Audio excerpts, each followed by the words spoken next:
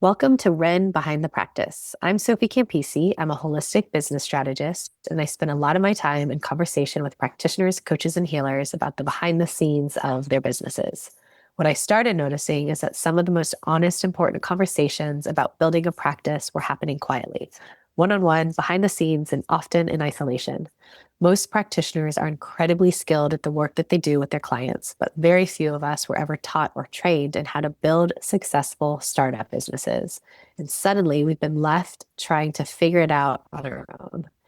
This podcast exists to bring those conversations forward, the dreams, the uncertainty, the highs and the lows, the recalibrations, and the messy middle. My hope is that by normalizing these conversations, we can soften the stigma, feel less alone, and start closing the gaps together. Today's guest is Eir Atla. Eir is a cosmic wellness goddess that helps women heal their bodies using medical astrology, astro-herbalism, and astro-nutrition. She is the creative force behind Atla Astrology and Eir's Elixirs. Eir, it's great to have you here. Thank you so much for showing up to have this conversation with me. Yeah, thank you so much for having me. Before we look behind the scenes today, can you share a little bit about the work that you do?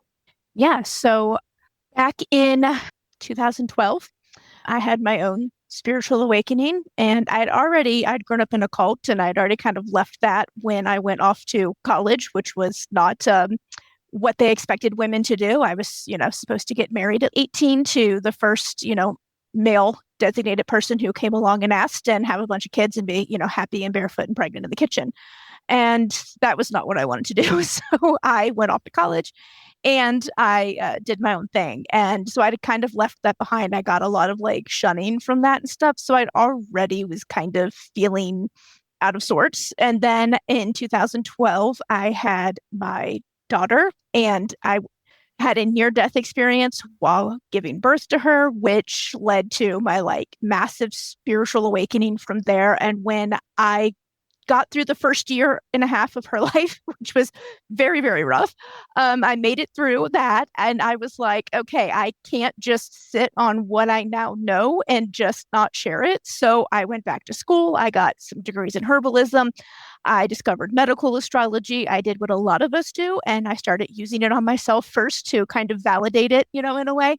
And I actually had great success in healing my own health issues. My biggest one was endometriosis and all this stuff. And I just loved it. And it was working great. It went really well with the herbalism piece because of how they combined together and everything. And so it started really, when I added the medical astrology to herbalism, it really just like blew up my practice. And I was actually finding I was helping people a lot more.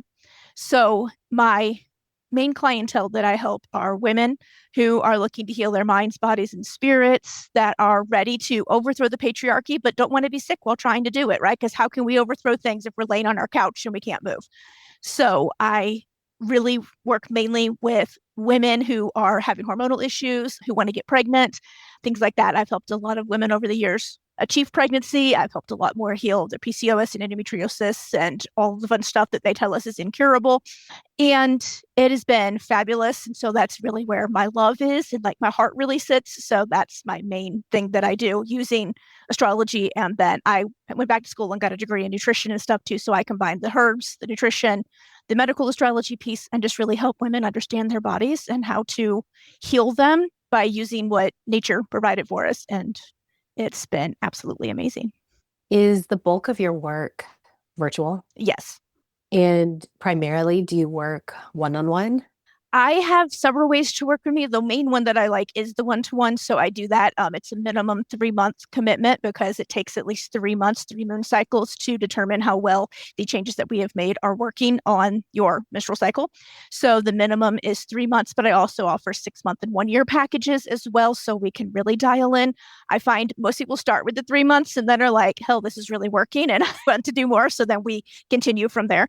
I also offer for those who have maybe gone pretty far on their own path already and healing their bodies and just maybe need some more nuance or understanding, I'll do one-off medical astrology readings so they can get just the reading and all of the notes basically that I put about different things that they can try, foods and herbs that would be good and things like that. And then I offer them. I do make my own herbal preparations and things and medicines. So obviously connect them with that side of my business too and be like, hey, if you want stuff custom made based on your specific design and constitution, then we can do that too.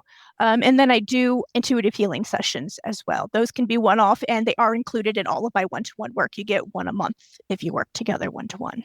Where do you connect with the people that end up becoming your clients, or primarily where do you find them, connect with them, build those relationships?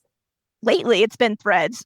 I don't know what it is about Threads, but it seems to really like me. So I've been mainly getting through there. I have my own podcast that I've picked up quite a few clients from. And honestly, the majority outside of that are referrals. Once I pick up a client, it seems like they're like, oh my God, yes, I need everybody to know about this. And so a lot of people come into my world because someone else was in my world. But the main way initially was doing a lot of collaborations with other people, putting myself out there for all kinds of events, getting over the fear of speaking in front of people that I've had my whole life to get up and be a speaker at some event, so that I could find people that way. Yeah, well, huge acknowledgement to you. The fact that you are getting as many referrals as you are is a nod to you for the work that you do and how you help people. So to acknowledge that. When you look ahead to the next 6 to 12 months, what goals do you have for your work and for your business? The main goal is a program that my spirit guides downloaded to me. It was actually a couple years ago, but there's been some stuff that has gone on that has prevented me from starting it, and it just wasn't feeling like the right timing. And the timing is now. So that will be coming out hopefully in the next 3 to 4 months, but we'll see where spirit leads. But it's Cosmic Motherhood. It is literally going to be for women who are already mothers, who want to become mothers, give you the blueprint for caring for your kids on a mental, physical, spiritual, emotional level by using their cosmic blueprint, which is their natal chart to tell you how they're designed and how you can help them, giving you the tools that you need to be a successful parent and healing the parts of you that get brought up that you thought you healed when you have kids.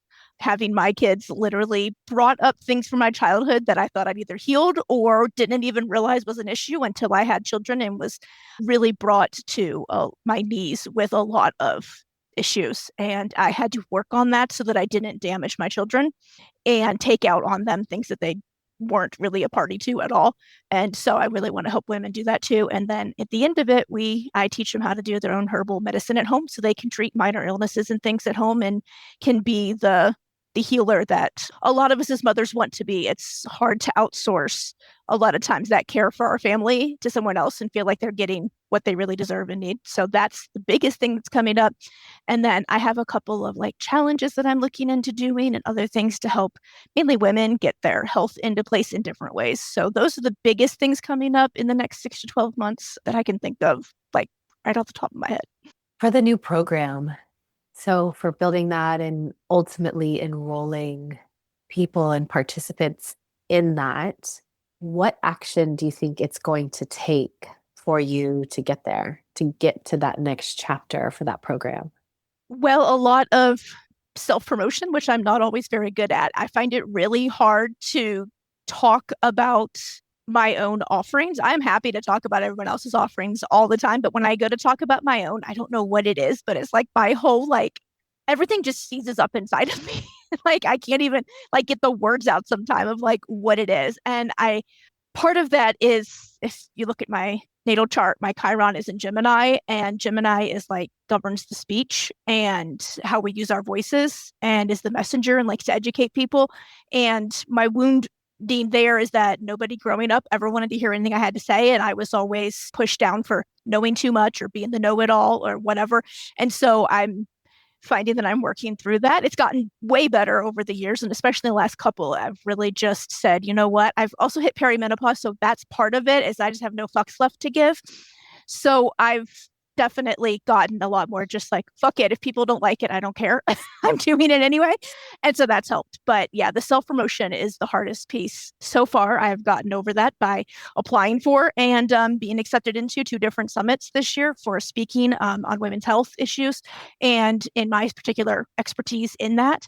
And so that's one thing I've done to really help with that, because that's really my biggest piece, is putting myself out there and being open and vulnerable about the fact that my own journey into motherhood was literally hell on earth in some cases, in some instances, and then how sacred it ended up being and changed so much. And that's just a really vulnerable thing to put out there, but I think people need to hear that so they understand exactly like what the program is going to help with. You already alluded to this a little bit, but what feels hardest about putting those things into motion, nailing it with that promotion campaign, if you will, getting to the point where you have that program built and you have people engaged with it? What feels hardest or most uncertain about that? Honestly, just like taking the first step and like just doing it, because again, it's like really putting myself out there. And so I think that's like really hard. The other piece too, I think, is really just some underlying, I don't know, limiting belief is that I'll put it out there and nobody will care. Nobody wants it. Nobody cares about it. I've had tons of interest in it already. I have a wait list and people are on it, but still somehow inside of me, I still think, no, that doesn't matter. Nobody cares about this. And so I think just getting past my own self, like literally getting out of my own way, because I really am. And I think a lot of us as healers are our own worst enemies sometimes because we know ourselves so well that I think we limit ourselves sometimes without meaning to. Absolutely. I can relate to that so much. And I think some of it too is we're just incredibly sensitive. Like we're just super sensitive and we feel everything and we can hear other people's thoughts. And like it just is part of the nature of being a wide awake, sensitive, energetic being and navigating this process of, like you said, putting ourselves out there and being vulnerable. And the metaphor of it's way easier to be awakening and be in a monastery in the middle of nowhere going through that process. But what we're all taking on is going through that awakening and staying engaged with the world. It's not a small thing to just do that personally, but then for us to also be adding that layer of entrepreneurship and everything it takes layered into that, it's not a small thing. No, not at all. And like I said, it's getting easier. I think the older I get, like I said, the less I really care what other people think, which helps a lot in all of this. And I'm able to more easily understand that my sensitivity to the world, like you said, and my being able to like feel everything is more of a gift and not a burden. And so I really need to just work with that energy. Like I can feel everything, and it doesn't mean it has to stop me from doing what I know I need to do or I'm supposed to do. So it's just really, again, getting out of my own way. Absolutely. I think that you nailed it. And I think that's part of what the shift is for us is understanding how to not let it keep us from taking action, the action that we know we need to take. Kind of similar to how fear is a data point and understanding how to use it as a data point and ground it. And hey, I'm making an assessment that I don't have competency to deal with something that may cause me harm. Ground that harm. Like, what is the real harm? Okay, is that actually going to happen? And what are the consequences of that? Okay. And knowing that, and is it going to keep me from taking the action that I know I'm meant to take? I think too, when you have these kind of, like limited beliefs that you're working through, that those are things we can't always heal ourselves of on our own. And so don't be afraid to like reach out to other practitioners and get readings and get whatever it is they offer their medicine, right? Because they will see things that you can't see because we have a blind spot to ourselves a lot of times. And we have a limit in what we can actually do for ourselves. Like we can heal ourselves, but we have to be able to see what needs to be healed. And a lot of us, I think, have big glaring like blinders on to certain areas, or we've gotten so used to this being how things go that we don't realize how abnormal that is anymore. And we need someone else to smack us upside the head and go, oh my God, why are you doing that? And break you out of those patterns. Like I'm really good at seeing patterns in other people, but when it comes to me, I'm like, oh, I was doing that. And I feel like I'm like, oh my God, I'm such a hypocrite. But I'm really not. I just am a human. Absolutely. Ask for help. This came up with in another podcast interview very recently. Ask for help. And I think that the angle that you're bringing to this conversation that's so important is that getting the support that we need for our own process does not reflect poorly on the work that we do. It doesn't mean that we're less qualified or less capable or less good or brilliant or skilled or gifted at the work that we do. And just because we are an expert at something does not mean that we don't also need our people around us to support us. And I think So again, thank you so much for bringing this angle to the conversation because we haven't really got there yet in some of my other interviews, but I think this is so important because not only do we need to ask for help, but really when we're walking the walk and being about it, it makes us in the long term be able to build trust and become better at the work that we do. It's a gift that keeps on giving. Yeah, for sure. When I asked, you had mentioned that taking the first step was the hardest thing. I'm curious on the business strategy piece. Do you know what the first step is? Is part of why that's hard is you don't always know, or you are clear, it's just a matter of getting into action? I think years ago when I first started this, I did not know at all because, like you said, we learn our modality and we know how to do that really well. And we figured that out because a lot of us have used it on ourselves first or our families or friends or something. So we have good practice and experience with that. But most of those degrees and courses and things that we've taken, they don't teach anything beyond the modality. And so I don't think many of us are equipped to like go out and actually start promoting our modalities and our work and how to bring people in. And so initially, no, I mean, there was like no clue. They were just like, here, you finished, there's your degree. And they just like push you off into the world, right? I'd say there's still sometimes I feel like there's maybe sometimes I'm like, oh, do I really know what that first step is? But I think a lot of that just comes down to I'm not really trusting myself or my guides to like lead me in the right direction. Like they've literally never pushed me in the wrong way. So like, why am I not trusting that this is the right timing or this is because they. And so I think just that a lot of times what I need is just no, just do this. I have also though over the years taken a few like, courses on this kind of stuff, business stuff. And so a lot of times I do know where to start. I think it's just the fear of once I put this out there, like you can't walk it back, a lot of times like now it's out there and someone has seen it, and now what? And two, I don't know if you know anything about human design, but I'm a reflector in human design. And so my energy levels ebb and flow a lot based on wherever the moon has decided it's going to be today, which sign, all the whatever phase it's in. And so I find myself kind of struggling sometimes because I'm not a practitioner that's on. I very much have weeks of the month that I'm like, yeah, this is my low energy week. And so I'm not doing as much. And so then I feel like, oh, well, I'm not consistent enough for people to want to come and work with me. So I think my one-to-one clients would probably tell you otherwise because I bug the hell out of them. I check in with them at least 3 times a week via like text message, email, phone call, video chat, whichever way we all have time for that week. And then at the end of each week, they get like a check-in form that they fill out that I go over. And then the next week I get back with them again. And I'm like, hey, let's work on those goals that you set. What do you need reminding of this week? Things like that.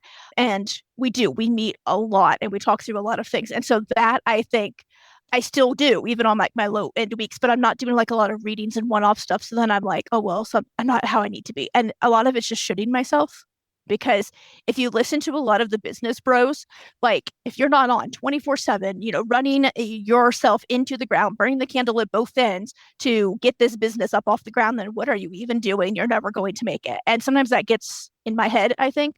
And I'm really been learning a lot recently in the last couple of years, especially that my superpower of how I care for my clients and how the work that I do actually comes from modeling that it's okay to go with the flow, take your breaks that you need, work on behind the scenes stuff on your low energy weeks. And the client work doesn't have to be on those weeks. You can do more of the client work on the other weeks. And I explain this ahead of time to my clients. Like they know, what's happening. Like I don't just leave them in the dark, but like, and I think the more I've leaned into that lately, especially in the last 2 years of just following my flow and having like things that I do every week that I know need to get done to move my business forward, but I'm not like burning the candle at both ends. I'm still spending time with my family. I'm taking time off for vacation. Like we traveled earlier this week from where we were to somewhere else because we're nomads. And so we're always on the road. And we'd been in one place for like, I don't know, 3, 4 months.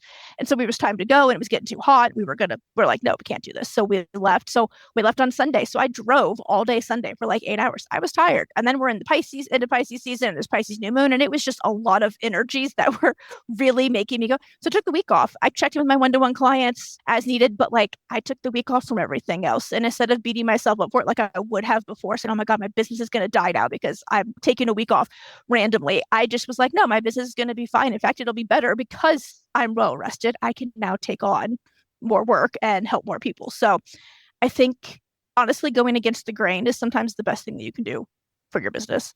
Absolutely, especially with the outdated business advice that just doesn't work for people like us. And I think that's something that I've taken on with now the work that I do. And I've had this conversation with a lot of people. Part of my job is to go out there and study the business stuff and understand like what are the vital business principles and then translate them and make them make sense so that we can use them but not be limited by them, right? Like it doesn't bring us out of Mhm. alignment and it is possible. It's just the way that it's been taught has been for the first person who's used that business rose term. Like it's just been for a different type of person.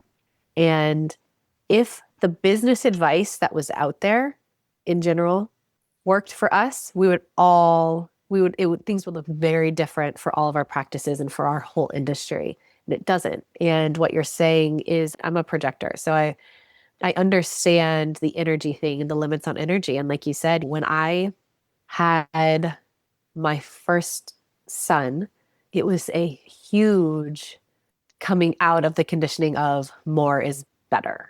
Like that was, if I had to say like one thing, one big takeaway for what that transition for me into motherhood did, it was like really, really forced me to come out of that more is better conditioning and get even more into alignment with my human design and understanding my energy flows and understanding my limits and also realizing that more isn't better because you can be too soon. When I think back and all the time that I worked and all of the long working days and the 3-hour meetings I would have and just all of the work that I did, it didn't get me anywhere. My business, my practice, it wasn't successful. It wasn't sustainable. Like I was not thriving in it. I was just working more because it satisfied that false narrative of, well, at least I worked 10 hours today, 10 hours a day. So it was like also kind of like a little bit of a spiritual bypass, I think, that goes on where we're not always, we do that, we come by this honestly, but we're not always being really realistic about, is my practice successful? Like, are things working? Like, we don't have great ways to like ground that and look at that. But I work 10 hours a day. So like I must have done good today because like actually I worked 10 hours and like I absolutely fell into that. And I think a lot of us do. And again, we come by it honestly, but I totally get what you're saying. And for me as a mother, that is still the mantra that I use and remind myself like more is not better. And if being a mother, for instance, and having my children is in alignment for me and the work that I do is in alignment, they won't be competing.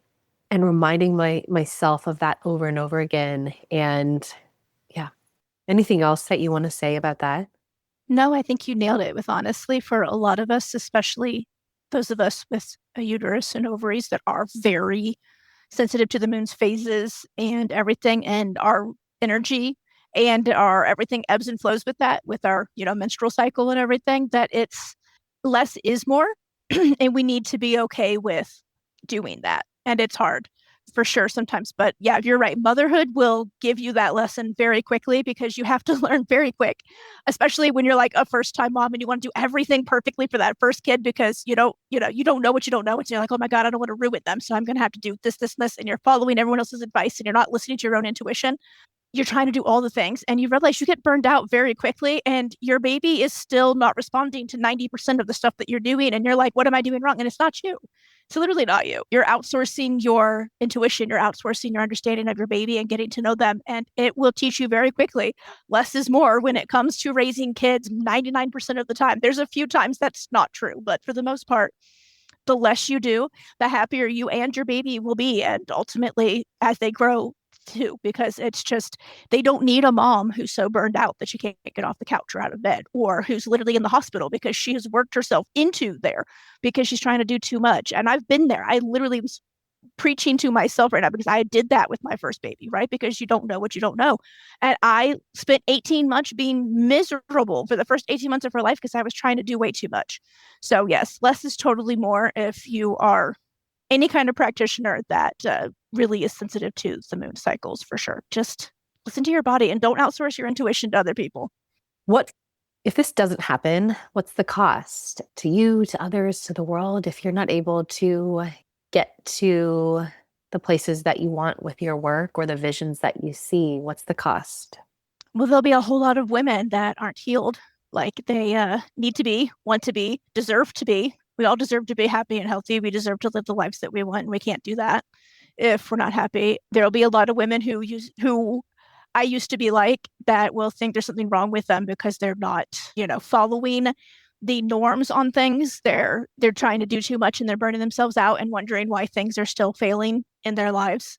They won't have the support that they need. I literally, after my daughter was born, I didn't have any support at all. It was just me, myself, and I trying to do everything. And it was really a tough time in my life and a very dark time.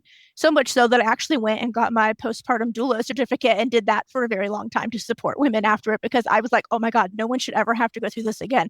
And that's very much how I feel about my work now. So no one should ever have to be dismissed by doctors. They should never have to be told that what they're feeling is wrong, that their intuition is incorrect about something being wrong in their body. Because the doctors didn't listen to me and what I was telling them, I literally died giving birth to my child. And I would not have if they would have actually listened to me back when I started complaining that something was wrong. I started complaining when I was 6 months pregnant that something was wrong and asking for more testing and all this stuff. And because they refused to listen to me and pushed me off because you're a first time mom, I literally died and my child almost didn't have a mother. And so I need women to know that it's okay to like stand up for themselves and listen to their intuition. And they can't know that if I'm not here to preach it from the rooftops and scream and yell it. So the cost would be great to the collective as a whole, but especially because we need women now more than ever to guide and lead the way as to where we're supposed to be going in the world as a community. You can see where it's going currently since the men have been running it. It's time for a change.